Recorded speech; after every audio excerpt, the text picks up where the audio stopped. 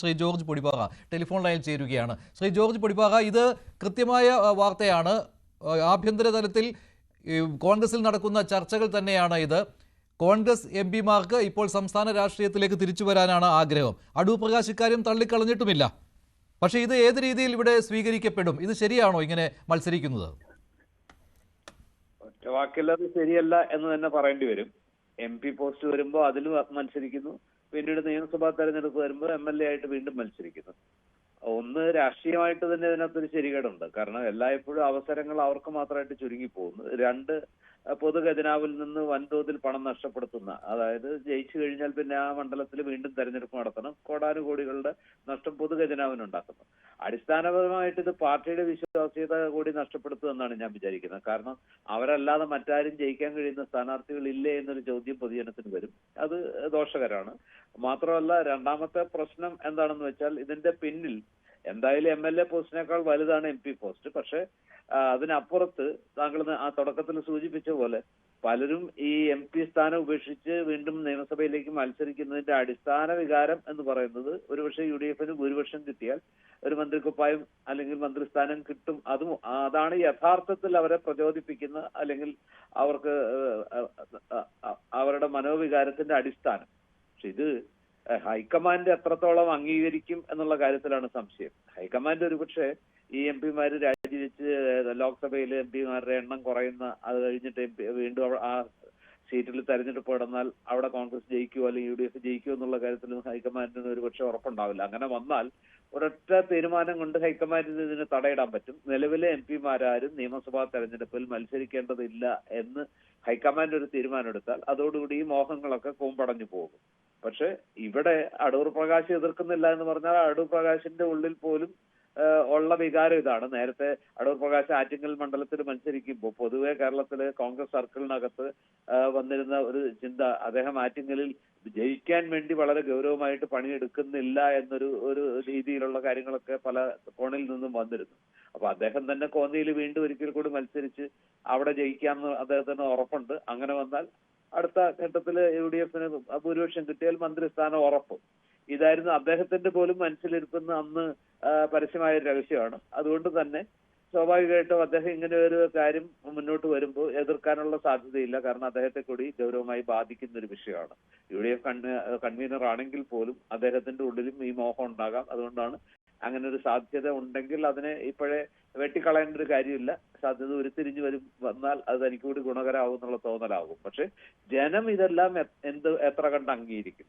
അതായത് പാർട്ടി ഇപ്പൊ ആലോചിക്കുന്നത് കുറെ കൂടി യങ് ബ്ലഡിനെ രംഗത്തിറക്കി അവരുടെ ഒരു അർപ്പണബോധവും അവരുടെ ഒരു എന്താ പറയാ വൈബ്രൻസി ഒക്കെ ഉപയോഗിച്ച് ജനങ്ങളെ കൺവിൻസ് ചെയ്യാനുള്ള ഒരു ശ്രമമാണ്. അങ്ങനെ പക്ഷെ ഇത് പാർട്ടിയിൽ ഒരു പഠനം നടക്കുന്നുണ്ടല്ലോ, ഹൈക്കമാൻഡ് ഇടപെട്ട് തന്നെ ഒരു പഠനം നടത്തുന്നുണ്ട്. ആ പഠനമാണല്ലോ ഇപ്പോൾ എല്ലാത്തിന്റെയും ചൂണ്ടുപലകയായിട്ട് വന്നിട്ടുള്ളത്. അപ്പോൾ അടൂർ പ്രകാശ് തന്നെ അതാണ് പറയുന്നത്. ആ പഠനത്തിന്റെ അടിസ്ഥാനത്തിൽ അങ്ങനെയാണ് എങ്കിൽ അങ്ങനെ വരട്ടെ എന്നാണ്. ഹൈക്കമാൻഡിന്റെ മുന്നിൽ അങ്ങനെ ഒരു വിഷയം അവതരിപ്പിക്കും എന്നാണ് പറയുന്നത്.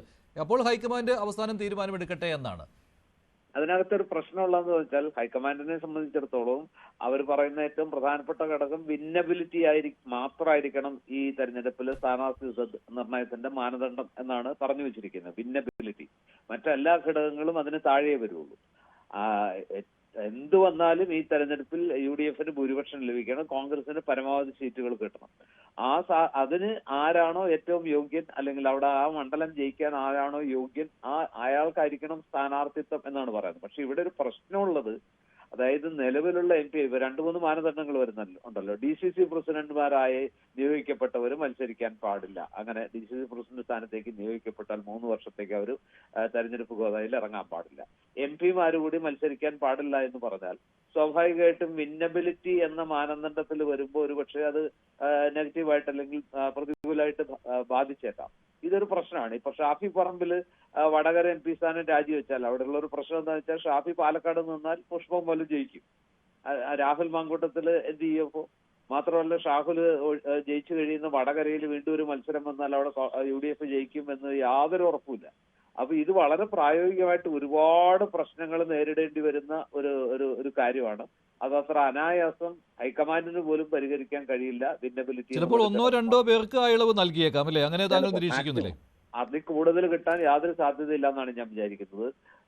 ഏറ്റവും എന്താ പറയാ, അവരല്ലാതെ മറ്റാരെങ്കിലും നിന്നാൽ ജയസാധ്യത ഇല്ലാത്ത ഏതാനും മണ്ഡലങ്ങളിൽ ഒരു ഒറ്റ കൈ പ്രയോഗം എന്നുള്ള നിലയ്ക്ക് ഒരുപക്ഷെ ഏതാനും ചില എം പിമാർക്ക് അവസരം കിട്ടിയെങ്കിലായി, അല്ലാതെ ബൾക്കായിട്ട് ആവശ്യപ്പെടുന്ന എം പിമാർക്കെല്ലാം അവസരം കൊടുക്കും എന്ന് വിചാരിക്കുന്നത് യാതൊരു ന്യായവും ഞാൻ കാണുന്നില്ല. ശരി, ശ്രീ ജോർജ് പടിപ്പാകം. ഇപ്പോൾ രാഷ്ട്രീയ നിരീക്ഷകൻ ഡോക്ടർ ജി ഗോപകുമാർ കൂടി ടെലിഫോൺ ലൈനിൽ ചേരുകയാണ്. ശ്രീ ഗോപകുമാർ സാർ, ഇക്കാര്യത്തിൽ ഇത് കൃത്യമായ വാർത്തയാണ്. കോൺഗ്രസ് രാഷ്ട്രീയത്തിൽ ഇപ്പോൾ ഏറ്റവും ചർച്ച ചെയ്യുന്ന ഒരു വിഷയമാണ് എം പിമാർ നിയമസഭാ തെരഞ്ഞെടുപ്പിൽ മത്സരിക്കണോ വേണ്ടയോ എന്ന്. എം പിമാർ ആഗ്രഹം പ്രകടിപ്പിച്ചു കഴിഞ്ഞു. താങ്കൾ എന്ത് നിരീക്ഷണമാണ് ഇക്കാര്യത്തിൽ നടത്തുന്നത്? ഇത് വിന്നബിലിറ്റി എന്ന ഒറ്റ ഘടകം മാത്രമാണ് നോക്കുന്നതെങ്കിൽ ഇവർക്ക് മത്സരിക്കുവാനുള്ള അനുമതി നൽകുമോ ഹൈക്കമാൻഡ്? താങ്കളുടെ നിരീക്ഷണം എങ്ങനെയാണ്? വാസ്തവത്തിൽ ഹൈക്കമാൻഡ് ഇക്കാര്യത്തിൽ ഒരു ഉറച്ച തീരുമാനം എടുക്കണമെന്നുള്ളതാണ്.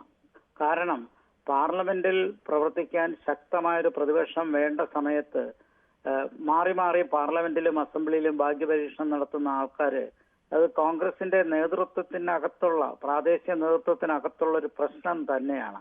ഞാനിതിനെ കാണുന്നത് സംഘടനാ തലത്തിൽ, പ്രത്യേകിച്ച് പാർലമെന്ററി തലത്തിലും സംഘടനാ തലത്തിലുമെല്ലാം റിക്രൂട്ട്മെന്റ്, നേതൃത്വത്തിന്റെ റിക്രൂട്ട്മെന്റ്, ലീഡർഷിപ്പ് റിക്രൂട്ട്മെന്റ് തകൃതിയായി നടക്കാത്തതിന്റെ ഒരു കുറവാണ്. അതല്ലായിരുന്നെങ്കിൽ എന്തുകൊണ്ട് അസംബ്ലിയിലേക്ക് തിരഞ്ഞെടുക്കാൻ പറ്റിയൊരു നേതൃത്വത്തെ ഉണ്ടാക്കാൻ കഴിഞ്ഞില്ല? അത് വാസ്തവത്തിൽ സംഘടനാ പരാജയമാണെന്നേ ഞാൻ പറയുള്ളൂ. കാരണം യൂത്ത് കോൺഗ്രസിൽ നിന്ന് അവസരം കൊടുക്കേണ്ട ഒരു സമയം അതിക്രമിച്ചു കഴിഞ്ഞു. നന്നായിട്ട് പ്രവർത്തിക്കാൻ അവർക്ക് കഴിയും. വാസ്തവത്തിൽ പാർലമെന്റ് മെമ്പേഴ്സ് ചാടി ഇപ്പുറത്തോട്ട് വന്ന അസംബ്ലിയിലും നിന്ന് ഒരു 5 പേര് മാറിയെന്നിരിക്കട്ടെ, അവിടെയൊക്കെ ഉപതെരഞ്ഞെടുപ്പ് നടക്കുമ്പോൾ വിജയിക്കുമെന്നൊന്നും ഉറപ്പിച്ച് പറയാൻ പറ്റില്ല. പ്രതിപക്ഷത്തിന്റെ ശക്തി ഡൽഹിയിൽ കുറയാനും വഴിയുണ്ട്. അപ്പൊ അങ്ങനെയുള്ള സാഹചര്യത്തിൽ അങ്ങനെ ഒരു സാഹസത്തിന് മുതിരാതെ ചെറുപ്പക്കാരായ ആൾക്കാരെ യൂത്ത് കോൺഗ്രസിൽ നിന്നും KSUവിൽ നിന്നൊക്കെ അവസരം കൊടുക്കണം. അത് കുറക്കാലമായിട്ട് നടക്കുന്നില്ല. അത് യൂത്ത് കോൺഗ്രസിന്റെയും KSUവിന്റെയും പ്രവർത്തനത്തിലുള്ള പരിമിതിയാണെന്നുള്ള കാര്യം. പക്ഷെ അങ്ങനെയാണോ? സമീപകാലത്ത് യുവനിരയ്ക്ക് അവസരം നൽകുന്നുണ്ടല്ലോ കോൺഗ്രസ്. തെരഞ്ഞെടുപ്പിൽ പോലും അവർക്ക് അവസരം കൊടുക്കുന്നു. ഉപതെരഞ്ഞെടുപ്പ് അതിന് ഉദാഹരണമാണല്ലോ പാലക്കാട്. അതെന്തായി ഒരെണ്ണം എടുത്താണോ നിങ്ങൾ ഈ പറയുന്നത്? ഒരു ഉദാഹരണമായിട്ട് പാലക്കാട് മാത്രം എടുത്തിട്ടാണോ പറയുന്നത്? പഴയ കാലത്ത് ഇത്തരം നേതൃത്വം കോൺഗ്രസിൽ വന്നത് 1967 കോൺഗ്രസ് 9 സീറ്റായി ചുരുങ്ങി നേതാക്കന്മാർ വെളിയിലിറങ്ങാൻ പറ്റാത്തൊരു കാലത്ത് സംഘടനാപരമായി, രാഷ്ട്രീയപരമായി വെളിയിലിറങ്ങി പ്രവർത്തിച്ച് പാർട്ടിക്ക് ഒരു ആത്മവിശ്വാസം നൽകി അതിൽ നിന്ന് ഉയർന്നു വന്ന ആൾക്കാരാണ് AK ആന്റണി മുതൽ താഴോട്ട്, വയലാർ രവി മുതൽ താഴോട്ടുള്ള ആൾക്കാർ. അങ്ങനെ ഒരു ഗ്യാപ്പാണ്. ഗ്യാപ്പിൽ നിന്ന് ഉയർന്നു വന്നപ്പോൾ മുതിർന്ന ആൾക്കാർ മാറുകയും ചെയ്തു. അത് നല്ലൊരു ഭാഗ്യത്തിന് 69 കോൺഗ്രസ് പിളരുകയും ചെയ്തപ്പോൾ ഒരുപാട് വയസ്സന്മാർ പാർട്ടി വിട്ടുപോയി. ഇതിപ്പോ എന്താണ് ഇപ്പൊ നമ്മുടെ ഈ ചർച്ചയിൽ മനസ്സിലാക്കേണ്ടത്? മുതിർന്ന ആൾക്കാർ അസംബ്ലിയിലും മത്സരിക്കുന്നു. കാരണം ഏതാണ്ട് ഭരണമാറ്റം ഉണ്ടാകുമെന്നുള്ള ശുഭപ്രതീക്ഷയിൽ. അതിനകത്ത് സാങ്കത്യമുണ്ട്, ഞാനതില്ല എന്ന് പറയുന്നില്ല. അപ്പൊ ഭരണം കിട്ടണമെങ്കിൽ നേരെ ഇങ്ങോട്ട് വരണം. പണ്ടിത് മുരളീധരൻ പരീക്ഷിച്ചതാണ്. വടകരയിൽ നിന്ന് പോയ മുരളീധരൻ എന്തൊക്കെ തിരിച്ചടി ഉണ്ടായി നമുക്കറിയാമല്ലോ. വടകര നഷ്ടപ്പെട്ടു, തിരിച്ച് അസംബ്ലിയിൽ ജയിക്കാൻ പറ്റിയില്ല, ഒരുപാട് ബുദ്ധിമുട്ട് നിൽക്കുന്നു. തൃശ്ശൂർ ജയിക്കാൻ പറ്റിയില്ല. അപ്പൊ ഞാൻ പറയുന്നത് ഇത്തരം പരീക്ഷണങ്ങളിലേക്ക് വയസ്സന്മാർ ഇറങ്ങാതെ, സീനിയേഴ്സ് ഇറങ്ങാതെ അസംബ്ലിയിൽ ചെറുപ്പക്കാർക്ക് അവസരം കൊടുക്കണം. അവരെ പ്രവർത്തിക്കാൻ അവർക്കൊരു അവസരം കിട്ടണം. ഈ ഒരാള് രാഹുൽ മാങ്കൂട്ടത്തിലും വിഷ്ണുനാഥും മാത്രം പോരാ, താഴെ തട്ടിലുള്ള ആൾക്കാർക്ക് കൊടുക്കണം. അവരെ രാഷ്ട്രീയത്തിൽ ഇറങ്ങി വന്ന് നാളെ കോൺഗ്രസിനെ നയിക്കേണ്ടത് ചെറുപ്പക്കാരല്ലേ? എന്തിനാ പ്രായമുള്ള ആൾക്കാർ ഇതിനകത്ത് പിടിച്ചു നിൽക്കുന്നത്? അപ്പൊ ലീഡർഷിപ്പ് റിക്രൂട്ട്മെന്റിന്റെ ഒരു കുറവുണ്ട് തീർച്ചയായിട്ടും ഇക്കാര്യത്തിൽ. ഞാൻ അതാണ് കാണുന്നത്. കാരണം തകൃതിയായിട്ട് ലീഡർഷിപ്പ് റിക്രൂട്ട്മെന്റ് വന്നിരുന്നെങ്കിൽ, ഇപ്പൊ CPM-ലേക്ക് നോക്കുക, പഞ്ചായത്തിലേക്ക് അവർക്ക് നല്ലൊരു കേഡറുണ്ട്, അസംബ്ലിയിലേക്ക് വളരെ നല്ല കേഡറുണ്ട്. പാർലമെന്റിൽ മാത്രമാണ് ഒരു അർത്ഥത്തിൽ പറഞ്ഞാൽ വലിയ കേഡർ ഇല്ലാത്ത. അതുകൊണ്ടാണല്ലോ രാധാകൃഷ്ണനെ അങ്ങോട്ട് മാറ്റി പാർലമെന്റിൽ മത്സരിച്ചത്. എന്നാലും അവർക്ക് അത്യാവശ്യം ആൾക്കാരൊക്കെ ഉണ്ട്. അപ്പൊ സംഘടനാപരമായുള്ള ദുർബലതയാണ് ഇത് വിളിച്ച് കാണിക്കുന്നത്. ഞാൻ അങ്ങനെയാണ് ഇതിനെ കാണുന്നത്. അങ്ങനെ ഉണ്ടെങ്കിൽ അതുകൊണ്ട് അധികം ആൾക്കാർ ഇങ്ങോട്ട് വരുന്നത് കോൺഗ്രസിന് നല്ല ലക്ഷണമല്ല. മറിച്ച് പുതുരക്തം കോൺഗ്രസിൽ കൊണ്ടുവരാനുള്ള അവസരം നഷ്ടപ്പെടുത്തരുത്. അത് ചെറുപ്പക്കാർക്ക് അവസരം കൊടുക്കണം, സ്ത്രീകൾക്ക് അവസരം കൊടുക്കണം, അങ്ങനെ പ്രവർത്തിക്കുന്ന ആൾക്കാർക്ക് അവസരം കൊടുക്കണം. പണ്ട് അറിയാമല്ലോ, ഇവിടെയൊക്കെ പഴയ വനിതാ നേതാക്കന്മാരൊക്കെ പാർട്ടി വിട്ടു പോയ ചരിത്രമൊക്കെ ഉണ്ടല്ലോ. കൂടുതൽ വനിതകൾക്ക് അവസരം കൊടുക്കണം, കൂടുതൽ ചെറുപ്പക്കാർക്ക് അവസരം കൊടുക്കണം. അതല്ലാതെ ഈ വച്ചുമാറ്റുന്ന ഒരു സംവിധാനം, കാരണം ഇതിന്റെ റിസ്ക് അറിയാമല്ലോ. അടുത്ത പാർലമെന്റ് ഇലക്ഷനിൽ ജയിക്കുമെന്ന് ഉറപ്പുണ്ടോ?